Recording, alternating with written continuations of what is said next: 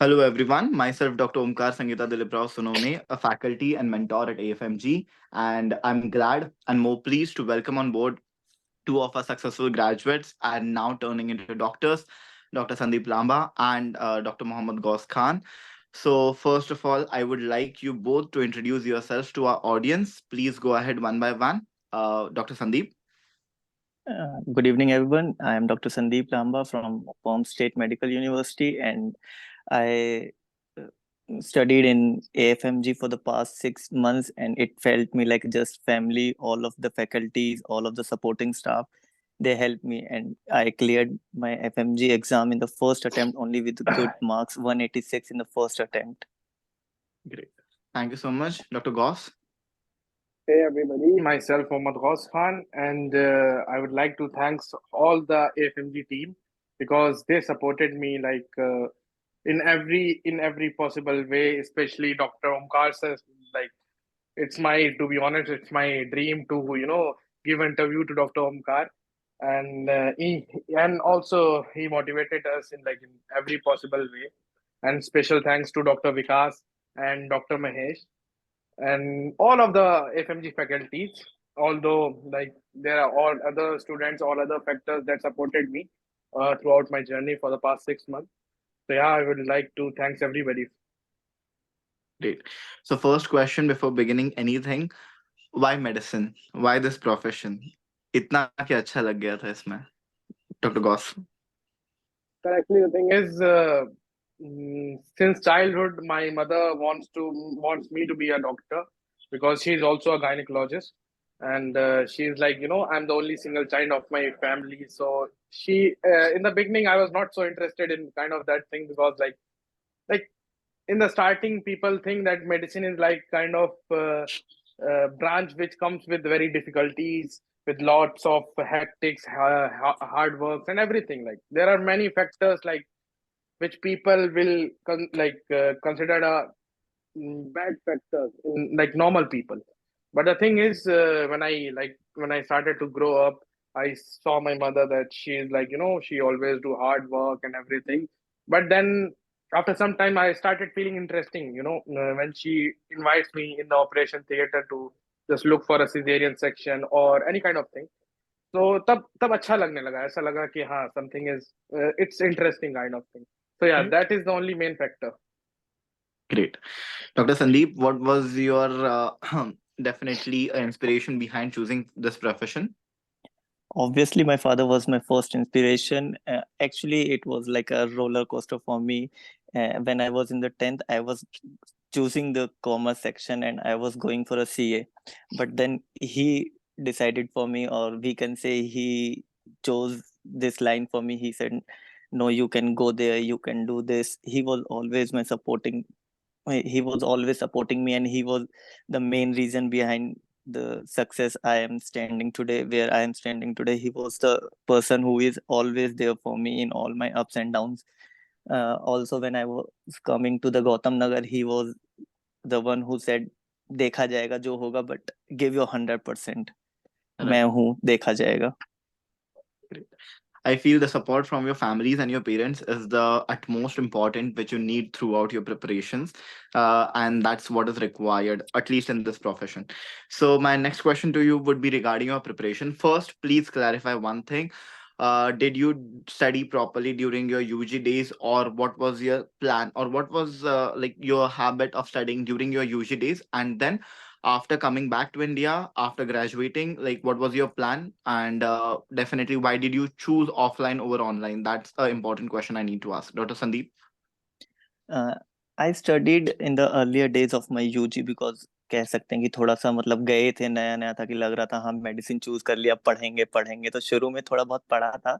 But in the second and third year it was like 0% of the all thing. And but in the fourth year I started studying, and I started with the basic subjects like anat, physio, and till the sixth year before returning to India after the final year, approximately I had completed my 12 or 13 subjects before completing to India. That was my motive. Okay, I will when I will return to the India, at least I should have the basics and the concept. I should clear my concepts of all the subjects so that when I go to the uh, coaching, any coaching, XYZ coaching, I will so that I can grasp I can understand the things, I can even revise the things better and faster. So I had completed my 12 and 13 subjects before coming to India, and I will suggest the juniors also at least cover the most syllabus and most of the subjects before coming to India, because in this 6 months you can't start from the zero. Most of the students had done this also. I had seen some students who had started from the zero and cleared in the first attempt, so it is not impossible, but I will suggest at least at least complete your 10 to 12 subjects before coming to India. And I chose the offline because the environment that Gautam Nagar have, the environment that coachings have, the environment that library gives you is the most important thing that I need. When I feel pressure, I perform better. That was my main motive. So this was the reason, and the AFMG was also always supporting me, and the concepts, the teachers, the notes, the workbooks, all was even I also joined the library in the AFMG session, so I was always attached to the Maheshji and always disturbing them for every small things and large thing. You know everything about us, so you know most of the things about us.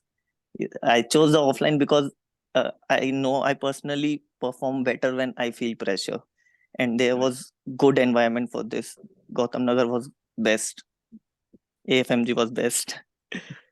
I feel that's most important. Definitely, when you are under pressure, you perform really well.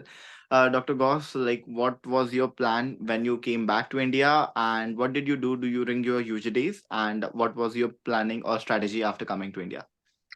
Actually, sir, in the beginning, only just like Sandeep said, like I started with anatomy, but then we didn't got such environment like to study more focusedly or more in like I just like he said, okay, we study good in under pressure. So the thing is, when during COVID era, everything was online, so there is no point of studying anywhere because we just need to open the Google and do it everything whatever it likes because everything like everywhere it was like same, not like nothing is different. So yeah, and then after my fifth year, I started studying I started with pathology, and I only completed only one subject before coming to India. Then one of my senior, he's also kind of my brother, so he suggested me for AFMG, especially offline, not online, because he told me about the environment what Gautam Nagar gives us. So yeah, and the main focus of mine was I need to study at least. I know that I didn't study I studied almost nil, nothing. But when I came to India after my 6 years, so I just came and I joined the AFMG because of suggestions from my seniors. So I hope you know him, Dr. Alfaz. He said that there the faculty was good, and he also mentioned you about he also mentioned you that Dr. Omkar's guidance was there. So you can go there. You can trust him. You can trust AFMG. You can trust Mahesh ji, and just follow what they ask you to do. Nothing else required. Like कुछ अलग से पढ़ना नहीं पड़ेगा, just जो बोल रहे हैं उतना करो, that is more than enough. So we just followed the same thing, and yeah, offline environment is off, but obviously it is good because online में ऐसा होता है कि when we are at home or when we are at place where we are comfortable, so we feel like very dizzy, very sleepy, kind of that. But when we are in a place like in a coaching center, seats are also so not so comfortable. So Right. मजबूरी में like हमको बैठना ही पड़ेगा. No, we don't have any kind of option. And when you will go, like for example, if you try to miss any class, doesn't matter whether you are sick or whether you don't want it to go in the winter, especially, utna early morning, kind of that. But still, जब आप नहीं जाओगे तो you'll automatically feel guilt कि यार miss कर दिया एक lecture. And we don't know what lecture can make a difference. So yeah, that's why the offline is the best. I prefer offline, and I'll also suggest my juniors. I'll suggest those who had taken online, who didn't make out this time. I'll suggest to come online, especially at AFMG, because uh, you know Especially, I'll just suggest to contact with Dr. Omkar for any kind of, if you are feeling demotivated or something like that, just contact him. You will feel very light. You won't get it. Like, you will feel very light and very, very satisfied. And just come offline and give your best, and you will definitely get whatever you want. Now, my next question to both of you would be: once you began your preparations, definitely बहुत सारे सवाल होंगे दिमाग में. A lot of questions we do have definitely. बहुत mess चल रहा होता है कि जो choose किया definitely once you chose AFMG, like will it be good for you or not? So definitely वो तो सवाल सबके मन में आता है. Obviously, whatever our seniors say, once we start with something new, वो रहेगा. The second thing, definitely the faculties which were coming. Were you able to understand? Were they able to conceptualize everything for you? Third, important, a lot of people do have doubt कि जो notes दे रहे हैं वो sufficient है या नहीं, because सबसे बड़ा जो doubt आता है कि ऑनलाइन में देखा जाए तो इतने बड़े नोट्स है, ऑफलाइन में वही नोट्स अचानक से छोटे हो जाते हैं, तो will it be more than enough to pass the examination और नॉट? तो ये बहुत सारे सवाल थे. और लॉन्ग आवर्स ऑफ क्लासेस, तो ऑफलाइन बैठना as you said. So how did you manage all of this? Definitely your answers on this, Dr. Goss. Actually, sir, I think the notes was like more than enough. Like, I know के लोग सोचते हैं ऐसा कि like प्रिपलैडर पे, marrow पे या XYZ platform पे इतना बड़ा बड़ा नोट्स है, इतना कंटेंट है, और वो एक 100 पेजेस की बुक में कैसे आ सकता है? तो द थिंग इज कि वो कंसाइज नोट है, वो कंसाइज नोट्स हैं 6 महीने के लिए, that is more than enough. और एग्जाम्स के लिए दैट आर लाइक 100% इनफ. अगर आप पूरा पढ़ के जाओगे, I guess you can easily do more than 80-90% question, अगर आप अच्छे से पढ़ के जा रहे हो उन्हीं नोट्स को. लाइक अगर आप ये करोगे कि नहीं यार इसमें भी मैं थोड़ा सा और शॉर्ट कर लूं, तो definitely it will not be enough, because those notes are already shortened.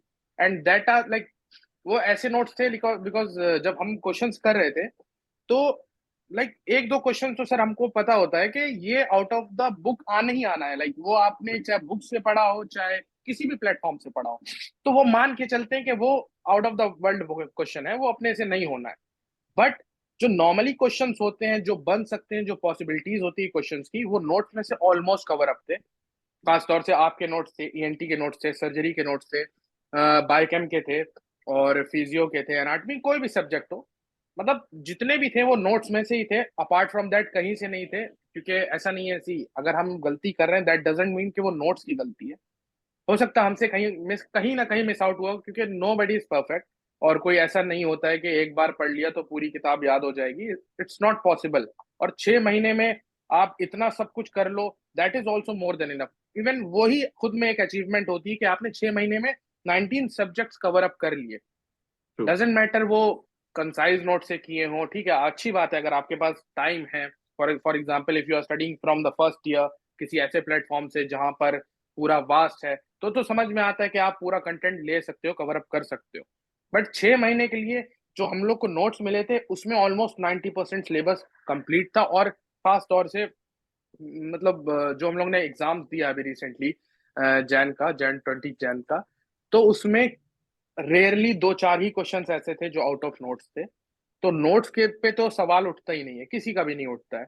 रही बात और चीजों की कि आप जो है मतलब जो डाउट्स हैं लोगों के कि एएफएमजी में क्यों आना है, या आप आए तो आपने कैसा फील किया, यहाँ पर सर एक्चुअली बात यह है कि एक स्ट्रेटेजी होती है, कोई भी हो. देखिए, बिजनेस एक अलग चीज है, स्ट्रेटेजी ये होती है कि इंसान देखता है कहाँ किसका फायदा है. फॉर एग्जाम्पल, अगर हम लोग कल को प्रैक्टिस करेंगे and we treat one patient, वो पेशेंट दूसरे पेशेंट को बताएगा कि मेरा उन्हीं ने इलाज अच्छा किया, तो that's why they will come. तो just like our seniors get pass from AFMG, उन्हीं ने मुझे बताया कि भाई देखो ऐसा ऐसा करो, तुम लोग ट्राई कर सकते हो, अगर तुम्हारे दिमाग में ऑप्शंस और भी है तो वहां भी ट्राई कर सकते हो, but I will suggest you to go to AFMG because these are the reasons. और वही चीज हम लोगों ने करी, हम लोगों ने कुछ अलग से नहीं किया, हम लोगों ने आपकी बात सुनी, आपने जो कहा कि ये चीज ऐसे होनी वो ऐसे होनी, वैसे ही किया, कुछ अलग से अपना स्टेप नहीं लिया. Because I know I don't like to take names, but I know some students who are like, they thought कि हाँ these notes are not enough. Even sometimes I myself thought कि how can it be possible कि यार ये notes कैसे. But when we started to giving the exam, तब ऐसा लगा कि यार ये सब तो वही में से है, उसी में से, उसी नोट्स में से है, तो हो गया था, समहाउ हो गया था। तो नोट्स पे तो कोई डाउट्स नहीं होता, और एएफएमजीज की फैकल्टीज पे भी कोई डाउट्स नहीं होता। ऑल्दो हर किसी के अपनी अपनी चॉइसेस होती हैं, मैं ये नहीं बोलूंगा कि हर इंसान को वही करना चाहिए, but I guess FMG is perfect. अगर कोई इंसान 6 महीने के लिए भी सोच रहा है एफएमजी क्रैक करने का, तो आराम से हो सकता है। Just follow the guidance of the teachers, follow the guidance of the mentors, specially doctor Omkar sir, because he really helped us a lot. He really, like, in every possible way. It's not about just ENT surgery. In all the subjects he helped us. Some जो भी minor भी doubts होते थे, minor भी होते थे, हम लोग शेयर करते थे अपने डाउट्स, उन्हीं ने किए हैं। सो या Thank you so much on that insight. Dr. Sandeep, what was your insight on this? What was your experience? क्या बोलना चाहोगे for those people जिनको लगता है कि definitely maybe this is the way I need to follow. Like a lot of people are doubtful. जब start करते हो definitely naive होते हैं. They do not have a lot of expertise. Obviously none of us do have. But definitely जब तुम लोग बताओगे तो these people are actually going to think about it as well. So what is your take? Sir note से start करते हैं। Notes was perfect. Approximately 90% questions वो from the notes. Even जब मैं क्वेश्चन पढ़ रहा था तो मुझे मतलब कहते हैं ना फोटोजेनिक मेमोरी बन जाती है। Same Right. थी मेरे दिमाग में कि ये उस पेज पे इधर की साइड लिखा था, इस टीचर ने लिखवाया। ऑफलाइन क्लासेस का जैसा आपका प्रीवियस क्वेश्चन था कि ऑफलाइन क्लासेस का क्या फायदा होता है। ऑफलाइन क्लासेस में ऐसी बातें कभी कभी हो जाती हैं, कभी टीचर्स बोलते हैं, कभी बच्चे बोलते हैं मजाक में, हंसी में। वो बातें उस टाइम पे याद आ रही थी हमें। We can recall that things perfectly. And कि ये notes, second thing notes, for example हमारी ऑफ्था के नोट्स 100 पेजेस के थे अप्रोक्सीमेटली। ऐसे ही किसी XYZ प्लेटफॉर्म के या के 300 350 पेजेस के नोट्स थे सेम सब्जेक्ट के। किसी के भी मैं ऑफ्था फॉर एग्जाम्पल, ठीक है हमने पढ़ लिया, हमने अभी टाइम दे के ऑफ्था को 4 दिन टाइम दे दिया, हमने पढ़ लिया 350 पेजेस। पर क्या वो 350 पेजेस तुम उस टाइम पे रिवाइज कर पाओगे जब हमें सेकंड थर्ड रिवीजन करनी होगी? नहीं होते सर। तो ये मुझे इस नोट्स का तो बेस्ट पार्ट ये था कि जब हमें रिवीजन करना था हम अच्छे से रिवाइज कर पाए। और रिवीजन ही मेन, जो मैं कहूँगा कि प्रिपरेशन, अगर कोई मुझसे पूछे कि तुम्हारी प्रिपरेशन का मेन पार्ट क्या था, क्लासेस थी no doubt, but revision was the main part. बिना रिवीजन के सिर्फ क्लासेस जाके नहीं क्रैक होगा।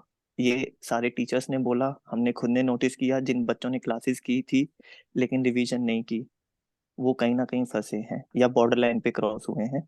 But revision was the main part. आपकी क्लासेस नो डाउट, कुछ और टीचर्स थे, काफी टीचर्स थे, काफी टीचर। अब 19 के 19 सब्जेक्ट मुझे नहीं आए पसंद, ठीक है, नहीं आते, किसी भी कोचिंग में नहीं आएंगे, किसी भी प्लेटफॉर्म पे नहीं आएंगे। कुछ टीचर्स थे जिनका मुझे डाउट था, मैंने चेंजेस किए। मैं अपने जूनियर्स को भी ये रिकमेंड करूंगा कि जब तुम आते हो तो लास्ट टाइम पे टीचर चेंज मत करना प्लीज। अगर तुम्हें नहीं कोई टीचर पसंद आ रहा है, change it at that time only. कि भाई मुझे इसके नोट्स पढ़ने में, रिवाइज भी इसी के नोट्स करूंगा। मुझे नहीं आ रहे डॉक्टर ओमकार, पसंद नहीं आ रहे, मैं किसी और का नाम क्यों लूं? मुझे नहीं आ रहे डॉक्टर ओमकार, भाई तुम्हें अगर सर्जरी किसी और से पढ़नी है अभी पढ़ लो, लास्ट मंथ में चेंज मत करना। Right. तो ये मेरा एक ओपिनियन है, एक मानना है मेरा कि अगर तुम नोट्स अपने एक बार में कंफर्म कर लो कि मुझे ये 19 सब्जेक्ट्स के नोट्स यहाँ से पढ़ने हैं, मेरे हिसाब से AFMG के वर्कबुक्स बेस्ट थे। तो मुझे कहीं भी कोई प्रॉब्लम नहीं आई, PYQ सॉल्व करने में कोई प्रॉब्लम नहीं आई। और एग्जाम में तो मैंने आपको बताया फोटोजेनिक मेमोरी बहुत अच्छे से काम करती है। कोई कहता है कि फोटोजेनिक मेमोरी कैसे बन सकती है, भाई बनती है। सारे टीचर्स ने बोला, आपने बोला, बनती है, काम की है। कुछ क्वेश्चंस ऐसे थे जो मैं मतलब वहां बैठे बैठे इवन पेज भी गेस कर पा रहा था कि ये उस पेज पे उस साइड पे लिखा है। तो नोट्स अच्छे थे, नोट्स में कोई दिक्कत नहीं है। दूसरा, AFMG का मुझे शेड्यूल काफी अच्छा लगा। शेड्यूल में ऐसी बात थी कि डेली क्लासेस, क्लासेस के बाद जाके रिवाइज करो, जैसे भी आप रिवाइज कर पा रहे हो, थोड़ा कर पा रहे हो, पूरा कर पा रहे हो, बट रिवाइज करो, अच्छे से रिकॉल कर पा रहे हो, वेरी गुड, जितना टाइम दे पा रहे हो बहुत अच्छी बात है। बट नहीं दे पा रहे हो तो उसको एटलीस्ट एक बार देख लो, ये रिवीजन हो जाएगी। फिर हमारे टेस्ट होते हैं, उसके टाइम पे देखो। फिर आपका सेशंस होते थे TND के, उस टाइम पे पूरा सब्जेक्ट एक तरीके से आपका TND जो अगर कोई कहता है कि आपका TND सिर्फ TND था, वो नहीं, TND नहीं होता, वो भाई पूरे सब्जेक्ट का रिवीजन होता है। वो और बहुत TND बड़ी नहीं बात होता है। है। हाँ, एग्जैक्टली, वो बहुत वो बड़ी बात है कि वो एक दिन में पूरा, लाइक, पूरा पूरा सब्जेक्ट सिलेबस जो आप कंप्लीट। कराते थे ना, वो बेस्ट। अमेजिंग। फिर उसके बाद Thank you so QRS होता है, उसके बाद 2 से 3 रिवीजन्स आपको खुद करने का टाइम मिलता है, जैसा कि डॉक्टर विकास ने हमसे प्रॉमिस किया था कि हम एग्जाम से 45 डेज पहले फ्री कर देंगे आपको, और हुए थे। अब एग्जाम पोस्टपोन हुआ या जो भी था, वो सर का एक्सपीरियंस है, सर के वर्ड्स थे, वो उस पे खड़े रहे, और 45 डेज से भी पहले हमारा सिलेबस कंप्लीट हो गया था, और अच्छे से 2 रिवीजन्स का टाइम तो अच्छे से मिला था। तो वो जो हमने रिवीजन्स करी वो काफी काम आई। तो मेन फोकस रिवीजन्स की वजह से था, और जो शेड्यूल इनका होता है, इतने रिपीटेड टेस्ट होते हैं, अब टेस्ट है तो रिवाइज तो हमें करना पड़ेगा, तो उसके साथ एक एक रिवीजन बढ़ती जाती थी, और लास्ट में 2 या 3 ग्रैंड टेस्ट हुए थे AFMG के, उन्होंने भी काफी हेल्प किया था, क्योंकि उसके लिए भी पढ़े थे, और आपका QRS तो सैल्यूट। Thank you so नहीं, much. ये तो है सर के जो है, मतलब इंसान अगर नहीं नहीं भी चाहे रिवाइज करना ना, तो वो मजबूरी में एफएमजी उसको 2 से 3 रिवीजन करा ही देता है। एक रिवीजन तो, एक या 2 रिवीजन तो आपके थ्रू हो जाते हैं ऑलमोस्ट सब्जेक्ट से। 2 रिवीजन्स और तो डॉक्टर ओमकार के नाम की हैं ही हैं। हाँ, वो एक तो क्यूआरएस तो हो गया, प्लस उसका ये जो रिवीजन अपने टीचर सारे फैकल्टी दोबारा से आके शेड्यूल काफी अच्छा रिवीजन के था। लिए। हाँ, एक एग्जैक्टली। शेड्यूल काफी अच्छा था, काफी मैंने जो AFMG चूज किया था, वो बस इसी पर्पस से, और यही सुन के किया था कि यहाँ पे TND होता है, रिवीजन्स होते हैं, टीचर्स हर जगह सेम आते हैं, हर बच्चे को पता है, हर गली में बोर्ड लगे हैं हर टीचर के। तो Right. हम टीचर के लिए नहीं आए थे, किसी भी टीचर के लिए नहीं आए थे, टू बी ऑनेस्ट। बट यहाँ पे I just suggest, sorry Sandeep, but I just suggest के सी टीचर सारे सब जगह मिलेंगे, but Omkar sir will be only found in FMG. AFM, वही मैं कह रहा था, वही मैं बात कंटिन्यू कर या रहा था कि हाँ हाँ टीचर हाँ। सारे हैं, हर जगह हैं टीचर, बट जो TND, जो सब्जेक्ट्स, जो QRS डॉक्टर ओमकार हमें यहाँ पे पढ़ाएंगे, या जो मोटिवेशन, जो डाउट, हम तो डॉक्टर ओमकार सर से बहुत फ्रैंक थे, और सर भी हमसे काफी फ्रैंक थे, और वो हाँ भाई। काफी बातें हमें याद थी सर की, जो हमने रास्ते में भी की या कहीं भी, काफी काम आती हैं सारी बातें। बच्चे कहते हैं कि नहीं भाई, क्लास में सर के साथ थोड़ा सर और स्टूडेंट वाला नेचर होना चाहिए, नहीं होता, अच्छा है। काफी फ्रैंक टीचर है, काफी फ्रैंक फैकल्टी थी। डॉक्टर विकास सर भी हमेशा तैयार थे, कभी भी कोई हेल्प हो, always ready. Doctor Omkar sir ने तो पर्सनली भी बोल रखा था कि भाई, मैं रात को 12 बजे भी डाउट आता है तो मुझे मैसेज करो, और रिप्लाई आते थे। ऐसा नहीं कि हम मैसेज ड्रॉप करके छोड़ दिया, सर ने बोला था मैसेज कर देना, हमने मैसेज कर दिया, रिप्लाई नहीं आया, रिप्लाई आए हैं, हर बार आए हैं, हर क्वेश्चन के आए हैं। काफी हेल्पफुल जर्नी थी। Thank you so much, it means lot. मेरा नेक्स्ट क्वेश्चन उसी से रिलेटेड होने वाला था कि रिविजन्स का कितना रोल होता है, and you have rightly mentioned it कि I feel revisions are the most important. Self study भले ही फैकल्टीज ने पढ़ा दिया, कोचिंग अटेंड कर ली, सब कुछ कर लिया, but unless and until you revise things it is not going to help. So thank you for mentioning that. My next question was in line with this itself. You have definitely thrown some light on it. You have mentioned कि बाकी हर जगह coaching होती है, सब कुछ होता है. I'm not definitely against anything. The one thing that definitely I have experienced personally has grown over time. कि the number of revisions that we actually provide are much more, and मजबूरी में ही करवा लेते हैं, but मजबूरी में ही हो जाते हैं बच्चों के revisions. So I'm glad that it actually helped you both as well. Important is अभी नेक्स्ट सवाल जो एक्चुअली बहुत लोगों के दिमाग में होता है, बिकॉज वी नो दैट 6 महीने पढ़ना, जिन लोगों ने कभी बुक्स टच नहीं की है, I also come from the same background, I know. So, like in a marathon of FMG, it's difficult. You get off track. बहुत बार distractions होते हैं, कुछ भी हो. So, उन distractions से खुद को कैसे बचाए? How were you both on track? How did you maintain that pace and consistency throughout your preparations, Dr. Sandeep? Sir, उसके लिए मोस्ट इम्पोर्टेंट पार्ट है, ट्राई टू, एक डॉक्टर मारवा सर की लाइन है कि try to eat the frog first. तो अगर आपने कोचिंग ली है तो go according to the coaching. एक बार आपने कोचिंग पे ट्रस्ट कर लिया है, उनके साथ रहो, जो सब्जेक्ट वहाँ चल रहा है उनके साथ चलो। कभी भी ये मत सब सोचो, मतलब मेरा पर्सनली जो थिंकिंग थी कि कभी भी ये मत सोचो कि हमें 19 सब्जेक्ट्स करने हैं। थिंक कि हमें एक सब्जेक्ट क्लास में चल रहा है, ये सब्जेक्ट हमें अभी करना है। हमारा फिजियो से स्टार्ट हुआ था, एंड टच वुड फिजियो बहुत अच्छी हुई थी हमारी, बहुत अच्छी हुई थी, और उससे काफी क्वेश्चन बने थे, डायरेक्टली इनडायरेक्टली काफी क्वेश्चन बने थे। फिजियो बेस अच्छा बनाता है, तो फिजियो वाज बेस्ट। फिर उसके बाद जैसे वन बाय वन लाइक, वो हिंदी में कहावत है कि बूंद बूंद से सागर भरता है, कुछ ऐसा, तो वही होता है। We have to go step by step, and it help a lot. अगर हम एक ही साथ बर्डन ले लेंगे कि हमें 19 सब्जेक्ट एक बार में करने हैं, नहीं होगा। मतलब पर्सनली मुझसे नहीं होता कि अगर मैं एक बार में भाई पैथो भी करनी है, फिजियो भी करनी है, और भी सब्जेक्ट्स है, माइक्रो भी करनी है, go one by one, go step by step, go according to the schedule, AFMG provided the best part. One more best part जो AFMG का था कि वो उन्होंने बेसिक से स्टार्ट किया, लाइक फिजियो था, फिर एनआर था, फिर पैथो था। ये भी अच्छा कंसेप्ट था कि पहले, वरना कुछ कोचिंग है वो टीचर की अवेलेबिलिटी के अकॉर्डिंग लगा देते हैं, गाइनो पहले लगा दिया। अब जिसने फिजियो नहीं पढ़ी है, जैसा डॉक्टर गौस ने कहा कि कुछ बच्चे आते हैं जो नहीं पढ़ के आए होते हैं, चलो मेरे बेसिक्स क्लियर थे, मेरे कंसेप्ट क्लियर थे, नहीं होते सबके clear, even more than 50% students के कंसेप्ट क्लियर नहीं होते हैं। अब उन्होंने आते ही सर्जरी पढ़ा दी, तो लेकिन किसी के बेसिक्स क्लियर नहीं है, फिजियो क्लियर नहीं है, तो कैसे होगा? तो गो step by step, go subject by subject, और हर सब्जेक्ट को साथ के साथ कंप्लीट करते चलो। एक साथ अगर आप छोड़ दोगे ना कि हाँ ये क्लास में हो गया, अब इसको रिवाइज कल करूंगा या बाद में करूंगा, तो वो बर्डन बढ़ता जाएगा। और आसपास ऐसे लोगों के साथ रहो, ये भी बहुत इंपॉर्टेंट है, जो हम तीनों ने बहुत ऑब्जर्व किया। डॉक्टर गौज ने, डॉक्टर अमन अभी है नहीं यहाँ पे, डॉक्टर अमन और मैं, मतलब हम चाय पीने भी जाते थे तो यही बातें होती थी कि भाई क्या पढ़ा, चल इससे क्वेश्चन पूछ लेते हैं। ये भी काफी हेल्प करता है। और एक क्वेश्चन हमारा टचवुड सेम कॉपी पेस्ट आया है जो हमने डिस्कस, मतलब ऐसे 20 to 25 क्वेश्चन थे जो हमने डिस्कस किए हैं और सेम आए हैं। एक उनमें से क्वेश्चन था कि चाय वाला, जो इसमें ऑप्शंस में भी था और आंसर भी उसका टी ही था कि आयरन एब्जॉर्प्शन किससे कम नहीं होता है।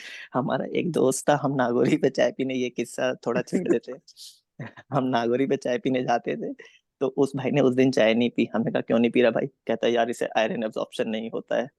और वो उस दिन जूस पीने गया था, और टचवुड वो सेम क्वेश्चन आया था और हमने वो देख के सेम क्वेश्चन। इवन हमने सेम, जब वो क्वेश्चन सॉल्व किया तो हमने यही बोला था कि लाइक हाँ भाई मेरे दिमाग में सिर्फ तुम्हारी फोटो आई बिकॉज यू सेड चाय से आयरन का एब्जॉर्प्शन कम होता है, although we knew about it but still. Right, तो राइट। मैं ये कहता हूँ कि आसपास दोस्त भी अच्छे होने चाहिए, सिर्फ कोचिंग True. से, रिवीजन से नहीं होता है। कोचिंग में हम टाइम स्पेंड करते हैं, ऑब्वियसली लाइब्रेरी में भी टाइम स्पेंड करते हैं, बट जो आसपास के लोग हैं वो भी पॉजिटिव होने चाहिए। वो भी, अब हम सपोज ऐसे लोगों के आसपास होते हैं जो बोल रहे हैं नहीं यार बहुत मुश्किल है, मुझसे नहीं हो रहा, कैसे होगा, तो उससे भी एक नेगेटिव इफेक्ट आता है। तो try to be surrounded by positive peoples, जो आपकी हेल्प करें। Right. That's most important. I feel कि definitely दोस्त और definitely these group discussions and एक दूसरे को support करना, that also matters along the way as well. Dr. Ghosh, what is your take on this? कि इतना लंबा journey, how did you actually persisted throughout? Definitely there would have been mental lowdowns, emotional lowdowns, health issues, family issues, कुछ ना कुछ तो होता ही है. So how did you maintain it? Actually sir in starting only I got food poisoning और मैं almost 15-20 दिन के लिए मेरा बिकॉज एवरीबॉडी नोज के गौतम नगर आने के लिए ये तो होना ही है, वो मान के चल रहे थे। और 15-20 दिन काफी तबीयत खराब रही थी, but still somehow I manage my self और किया जैसे कर सकता था। बट द थिंग इज के जैसे संदीप ने कहा हम लोग का एक ग्रुप था और फ्रेंडशिप दोस्ती अपनी जगह थी, बट वी मतलब मजाक में भी तो वील जस्ट डिस्कस कि हाँ यार ये ऐसे हो रहा है वैसे हो रहा है, ये क्वेश्चन ऐसे आएगा, ये क्वेश्चन ऐसे बनाते हैं, तो we just focused on that. और बीच में मेंटल ब्रेकडाउन हुआ, यू नो समटाइम्स जीडी में नंबर कमा जाना। भाई आप मेहनत करते हो, आप सोचते हो कि यार क्रॉस होगा। ऑल्दो मेरा फर्स्ट जीटी था, मेरा 136 आया था, आई स्टिल रिमेम्बर, और मैंने अभी तक ओवर जीटी दिए थे, मैंने उसके अलावा कोई जीटी नहीं दिया था। तो मैंने जब फर्स्ट 136 आया तो I tried like I work very hard in B. ऐसा नहीं था कि मैं पढ़ाई नहीं कर रहा था या रिवीजन नहीं कर रहा था, बट स्टिल कम आया था। तो आई फेल्ट बैड के यार नहीं आना चाहिए था, तब मुझे लगा कि यार इतनी मेहनत करने का कोई फायदा नहीं, बिकॉज नहीं दिख रहा है वो रिजल्ट। बट फिर भी थोड़ा सा अपने आप को सेल्फ मोटिवेट किया कि यार चलो यार कोई बात नहीं, अब इतना आगे आ गए हैं तो थोड़ा सा अपने आप को गिव अप नहीं करना है। मतलब इन शॉर्ट गिव अप नहीं करना है, कुछ भी हो जाए गिव अप नहीं करना है, बिकॉज पीछे भी लोग उम्मीद लगाए बैठे हैं और आगे एग्जाम है ही। बिकॉज अगर अभी गिव अप कर दिया तो लाइक मेरी तो उम्मीद टूटेगी और पेरेंट्स की भी टूट जाएगी, प्लस जो रिलेटिव हैं, लव्ड वंस हैं, उनकी भी उम्मीद टूट जाएगी। मैंने अपनी मम्मी से भी बात करी, फादर से भी बात करी, तो सबसे ज्यादा सपोर्ट मुझे उनका ही मिला, to be honest, because you know parents का सपोर्ट एक्सप्रेस नहीं किया जा सकता। ये वो जो सपोर्ट करते हैं वो ऐसा नहीं होता वो बोलने के लिए करते हैं, उनका सपोर्ट एक्चुअल में होता है। They my parents were always like ठीक है बेटा कोई बात नहीं, नहीं हो रहा है, फिर भी अगर नहीं दिल लग रहा है घर आ जाओ, कोई दिक्कत नहीं, अगली बार कर लेना। बट ये जो बात होती है ना, हालांकि उन्हीं ने ऑनेस्टी से बोली बात, बट ये रियलाइज कराता है कि नहीं यार, देखो वो इतना करने को तैयार है, बट हमें भी करना चाहिए। तो जस्ट हम सोचा कि यार करना ही है तो एक बार कर लेते हैं, अब अपनी तरफ से पूरा 100% देते हैं, बाकी लीव इट ऑन गॉड, जो होगा देखा जाएगा। और वही करके हम गए, हमने सर्कल बनाया, हमने व्हाट्सएप ग्रुप बनाया, हमने, संदीप ने, अमन ने, और एक दो दोस्त और है उन्हीं ने भी। तो हमने ऐसा करा, तो हम लोग क्या करते थे कि वी यूजली, लाइक ऐसा होता था कि we are not from the same library revision के टाइम पे, बिकॉज सबसे ज्यादा हेक्टिक टाइम वही था हमारा। बिकॉज ये सोचना था कि यार 3 रिवीजन कैसे करना है, बिकॉज Right. करना तो है 3 रिवीजन, बट कैसे करना है। तो सब लोग क्या करते थे हम लोग कि एक एक जो जो सब्जेक्ट जो जो इंसान पढ़ रहा होता था वो उसके क्वेश्चन पुट अप करता था ग्रुप में ही, और डिसाइड कर लेते थे कि भाई इस टाइम पे ब्रेक होगा, 15-20 मिनट के लिए मिलेंगे, थोड़ा सा चिल भी मारेंगे। इट्स नॉट लाइक कि यार बस Right. पढ़ना है, हंसी मजाक करेंगे, बट वो भी उसी से रिलेटेड जो मतलब हमारे क्वेश्चंस होते थे, या किसी की खिल्ली उड़ाना है तो वो भी क्वेश्चंस को लेके के साइकेट्री के क्वेश्चन पूछ ले फॉर एग्जांपल, या कोई ऐसे क्वेश्चन पूछ लिए जो लिटरली फनी है या कुछ ऐसा है। तो हम लोग ऐसे ही करके एक दूसरे को हम लोग ने सपोर्ट किया।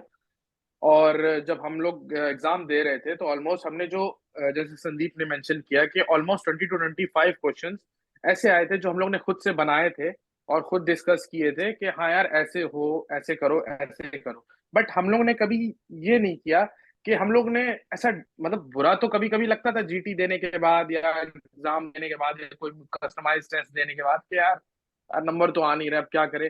बट समहाउ हम लोग ने एक दूसरे को सपोर्ट किया, क्योंकि एक्चुअली में क्या होता है कि लोग बुरा फील करने लग जाते हैं कि यार नहीं यार, वो भी सामने वाला भी डिप्रेस है, आप भी डिप्रेस फील कर रहे हो।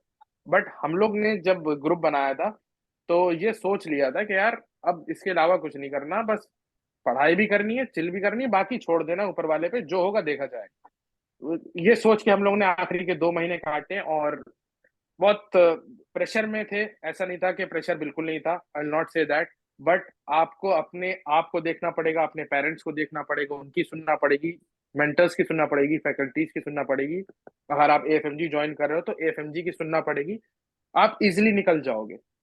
हाँ, अपार्ट फ्रॉम एक, अगर आपका लक नहीं साथ दिया तो दैट इज अनदर थिंग, क्योंकि सर True. लक फैक्टर भी बहुत बहुत बहुत मैटर करता है। लोग कहते हैं कि नहीं लक क्या होता है, नहीं बहुत होता है, बिकॉज नो बडी नोज कि ये जो एग्जाम है, लगता है लोगों को कि एफएमजी इज लाइक अरे चिंदी सा एग्जाम है, इट्स नॉट लाइक दैट।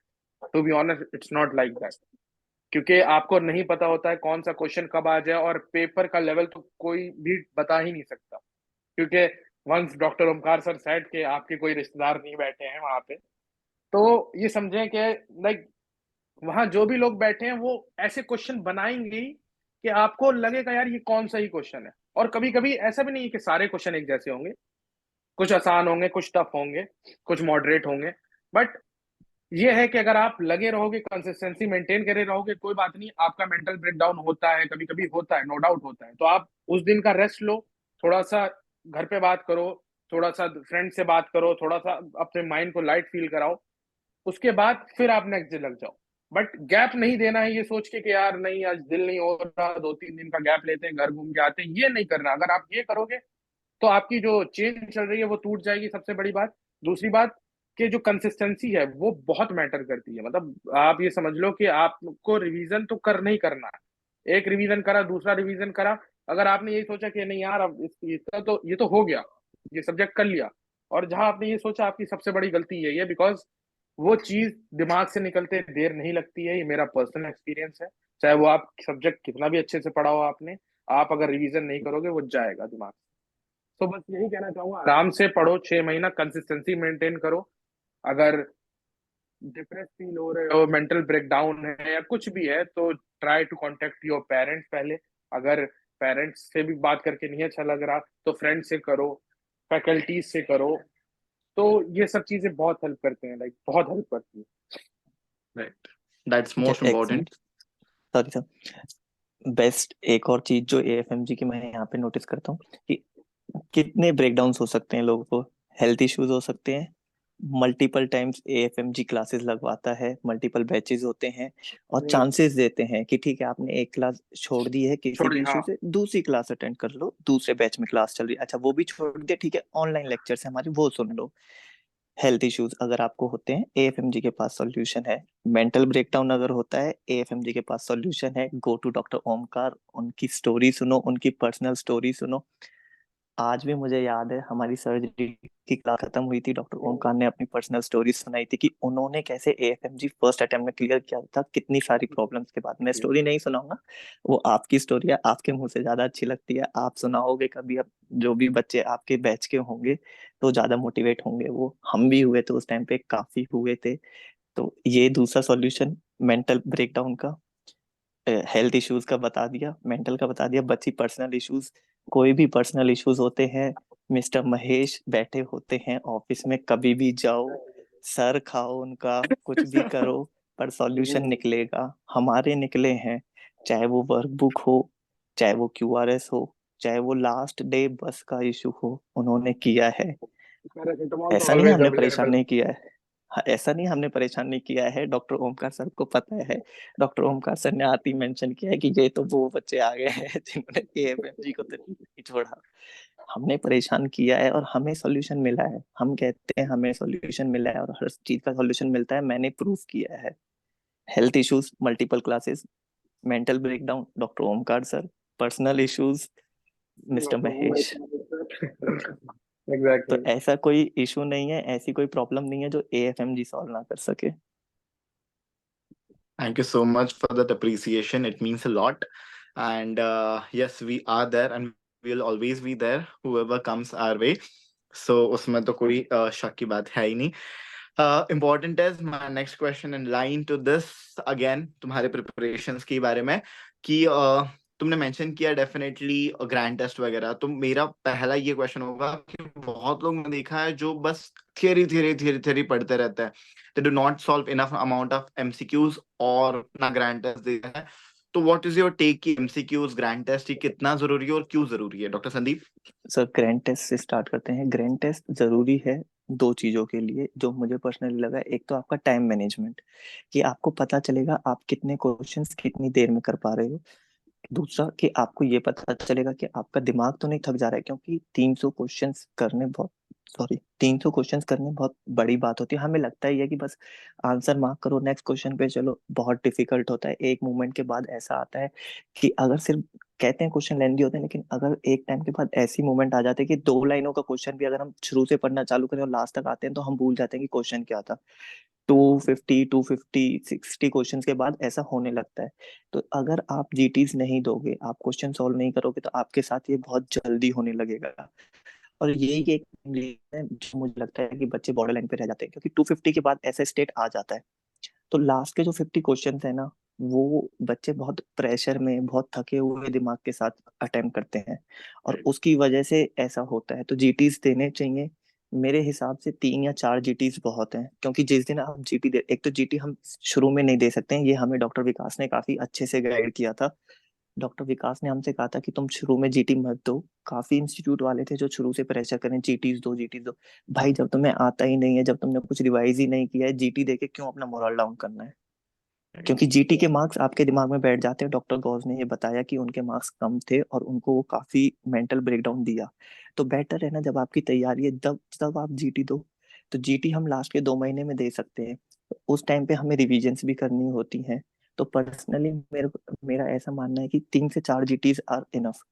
4 जीटीज का मतलब है 300 क्वेश्चन, हर जीटी में 1200 क्वेश्चन तुमने सिर्फ जीटी जीटी में दे दिए। तो वो देखने के लिए कैसी तैयारी चल रही है, कैसा तुम्हारा सिटिंग है, कैसे कितना माइंड तुम्हारा ले पा रहा है, 4 जीटीज इनफ है।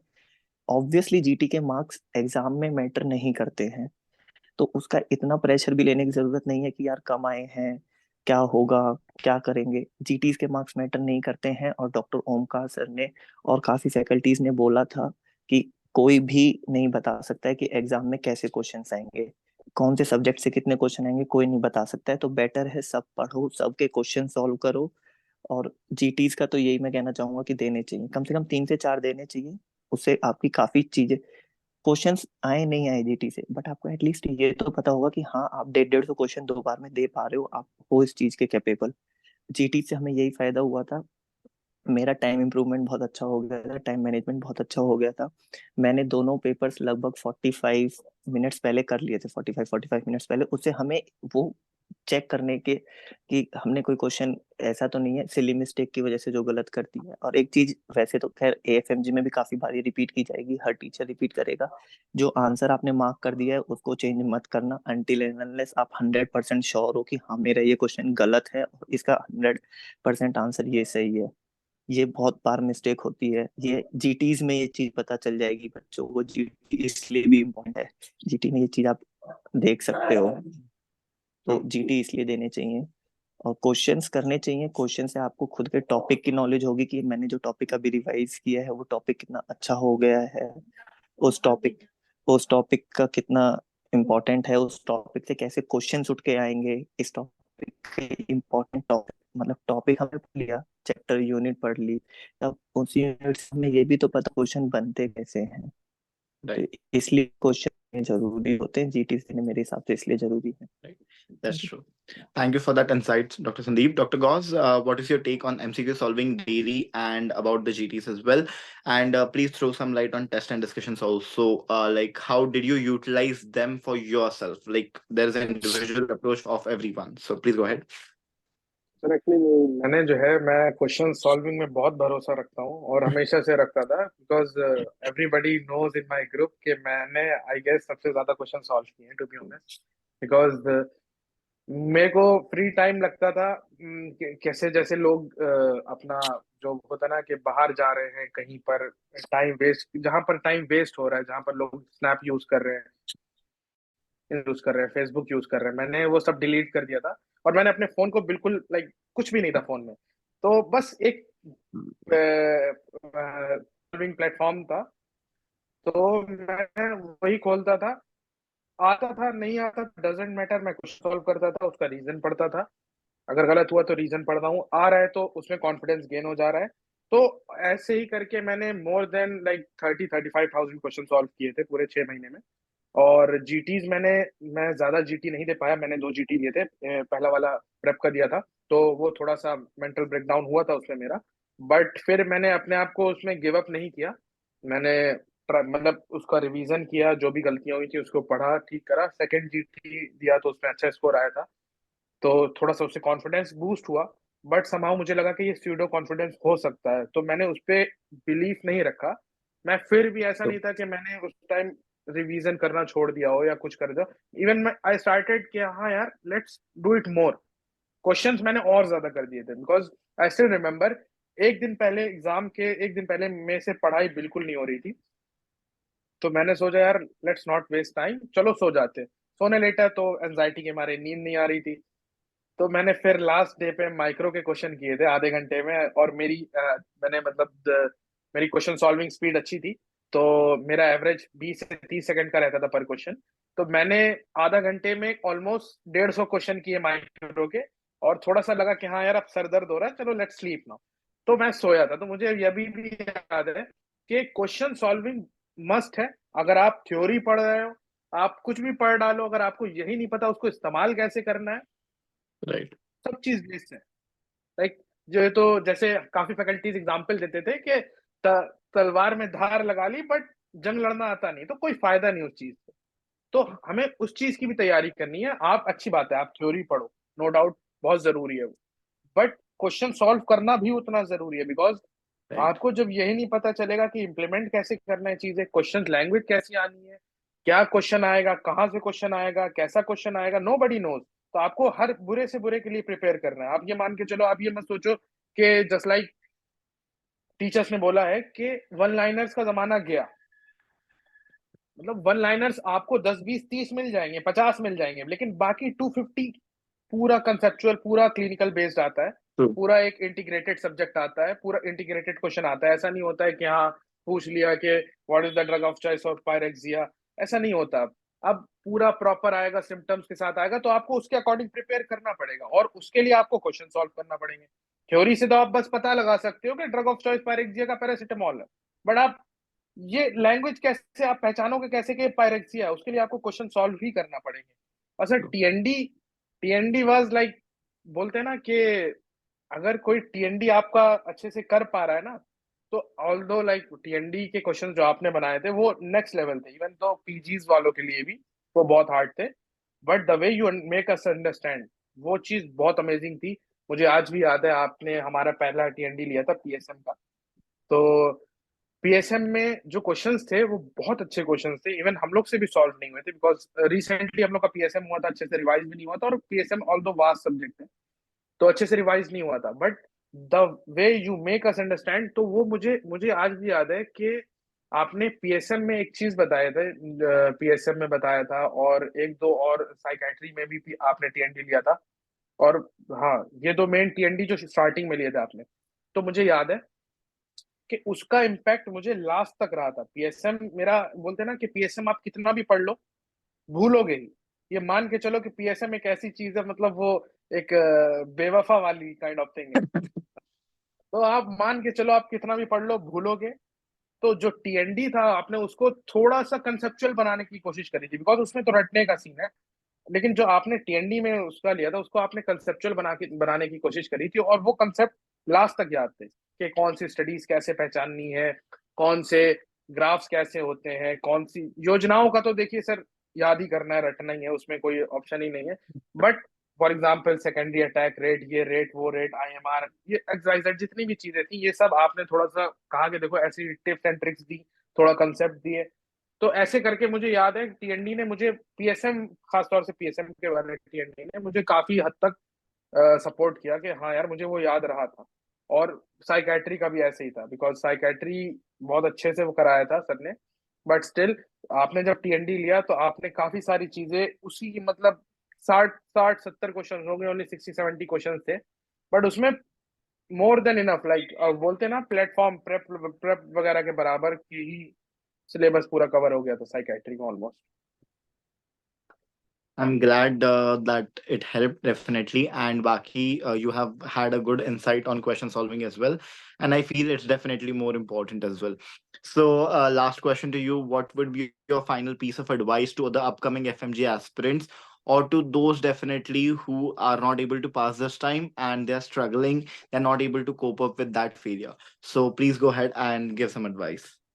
Actually, sir, even although I'm happy that I passed the exam, but still I'm feeling bad कि यार हमारे साथ वाले जितने थे उनका काफी का नहीं हुआ, और काफी ड्रॉप आउट्स भी हैं उनका भी नहीं हुआ, because some of them I know, like काफी को मैं पर्सनली जानता भी हूँ, क्लोजली जानता हूँ। बट मैं यही बोलूंगा कि एग्जाम है, आप एग्जाम को एग्जाम की तरह लो। आप ये मत सोचो कि ये लाइफ का एंड है, पहली बात तो, because this is not the life. ऐसा नहीं है कि अगर आप एग्जाम में एक बार फेल हो रहे हो आपकी लाइफ खत्म हो जा रही है, ये नहीं है। तो होपलेसनेस तो बिल्कुल लानी ही नहीं है। अगर आपने होपलेसनेस लिया है, आप कितना भी पढ़ लो एग्जाम नहीं निकलेगा। उसके पीछे रीजन ये है कि जब आप अपने आप को कंट्रोल नहीं कर पा रहे हो, आप क्वेश्चन देख के वैसे ही आप जो है डिप्रेस हो जाओगे। और मैं यही बोलूंगा, जो जूनियर्स हैं उनको मैं पर्सनली ये बोलूंगा कि आप, अगर आपके पास टाइम है, आप आराम से ज्यादा, मतलब मिनिमम अगर करके आओ तो 8 सब्जेक्ट तो करके आओ, जो बेसिक्स हैं वो करके आओ, सो दैट आसानी हो। बट अगर आप नहीं कर पा रहे हो, कोई इश्यू नहीं है, आप यहाँ पर आओ, बिकॉज आई माई सेल्फ, मैंने जो है, मैंने सर बोला कि पैथोलॉजी के अलावा मैंने कोई सब्जेक्ट नहीं किया था, I just did pathology, that's it. तो बाकी जो मैंने किया वो यहीं पर आके किया, एफएमजी में किया। आप लोग ने जैसा बताया हमने वैसा फॉलो किया, because we don't have any option, और even we don't want any option, because वो बोलते हैं ना कि दो नाव पर पैर रख के सवार करने से वो होता है, नुकसान ही होता है, कोई फायदा नहीं। तो हमने वही किया, जैसा आप लोगों ने बोला, डॉक्टर विकास ने बोला, जैसा आपने बोला, और फैकल्टीज ने बोला एफएमजीज की, कि ऐसे ऐसे करो, ये टेस्ट दो, कब टेस्ट देना है, कब चीजें सॉल्व करनी, कब नहीं करनी है। और सबसे बड़ी बात, अगर आपसे गलतियां हो रही हैं तो उससे डिमोटिवेट मत हो, बिकॉज डिमोटिवेशन मतलब ये होता है कि आप अगर पढ़ भी रहे हो ना, तब भी आपके दिमाग में वो चीज नहीं जाएगी। तो हमेशा एक, बोलते हैं ना, होपफुलनेस रखनी है अपने दिमाग में। आप गलत हो रहे हो, ठीक है, कोई बात नहीं। अगर आपको एक दिन खराब गया, कोई बात नहीं, अगला दिन अच्छा जाएगा। डोंट होप दैट कि हाँ अगला दिन भी वैसा ही जाएगा। जस्ट थिंक पॉजिटिव, पॉजिटिव रहो। और ये मत सोचो कि हाँ ये एंड है, एंड नहीं होता है बॉस। यहाँ पर आप जो है एग्जाम, ठीक है, मैं मानता हूँ लोगों ने मेहनत करी है, नहीं निकलता, किस्मत साथ नहीं दे रही है, होता है ये चीज।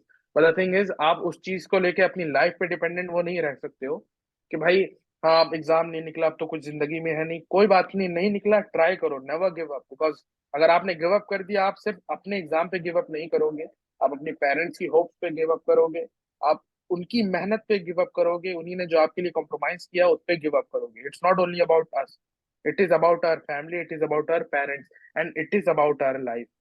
सो नेवर गिव अप। ठीक है, गलतियां होंगी, अप्स एंड डाउन्स आएंगे, कोई बात नहीं। आप जिसको सबसे ज्यादा क्लोज हो उससे बात करो, थोड़ा सा अपने दिमाग को शांत करो। एक आध दिन खराब जा रहा है, कोई दिक्कत नहीं, एक आध दिन का, आधे दिन का ब्रेक ले लो, नो इशू। बट फिर से आओ ट्रैक पे, ये सोच के कि हाँ आपको करना है, मुझे करना है। ये नहीं सोचना है कि हाँ बस अब हो गया यार, अब नहीं निकला तो बस मैं तो छोड़ ही दूंगा, ये नहीं सोचना है कभी, बिकॉज मेहनत कभी भी वेस्ट नहीं होती। और ऐसा है कि हर किसी का टाइम एक जैसा नहीं होता, सबसे बड़ी बात ये। Right. तो मेहनत करते रहो, थोड़ा सा गॉड पे बिलीव रखो, अपने पेरेंट्स की दुआओं पे बिलीव रखो, सब चीज होगी। इम्पॉसिबल भी पॉसिबल हो जाता है, ऐसा नहीं। तो या Thank you so much for that insight and for that piece of advice as well. Do we have Dr. Sandeep over here? Sandeep, I guess he's having any kind of network problem or something like that. Issues. Okay. No issues with that. So I'll definitely conclude the interview with this great piece of advice. Thank you so much. And we were glad to have you both over for the interview. And I feel more pleased definitely to welcome you both on this side of the fence into the club. And I once again congratulate you both and your families as well on behalf of Team AFMG. And I wish you all the very best for all the future endeavors that you undertake. Thank you so much. Thank you, sir. Thanks to you. Thanks to FMG. I would like to truly thanks you, Dr. Vikas, and Mr. Mahesh ji, especially because he managed everything somehow for us. Like कुछ भी होता था, तो we always go for Mahesh ji, and that's it. And especially all the management of AFMG and faculties. And I would like to say कि अगर आप सोच रहे हो 6 महीने का, आप सिर्फ AFMG ज्वाइन कर लो, आप AFMG ज्वाइन करो, आप उन पे ट्रस्ट रखो, आप बिलीफ रखो कि हाँ ये जो बता रहे हैं वही सही है। बस ये नहीं सोचना है कि ये कंटेंट करना है, वो कंटेंट करना है, आप इन पे बिलीफ रखो। और 6 महीने में एग्जाम निकलेगा, नो डाउट निकलेगा, इवन उससे कम टाइम में ही निकलेगा। You just need to trust them, that's it. You just need to trust, बस, और कुछ नहीं करना है। और जो बोले बस वो फॉलो करना है, that's it.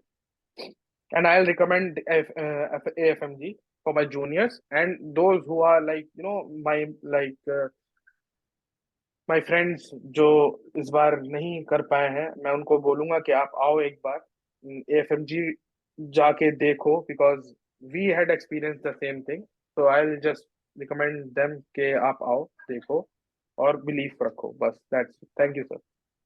Thank you so much. It was glad talking to you. Thank you.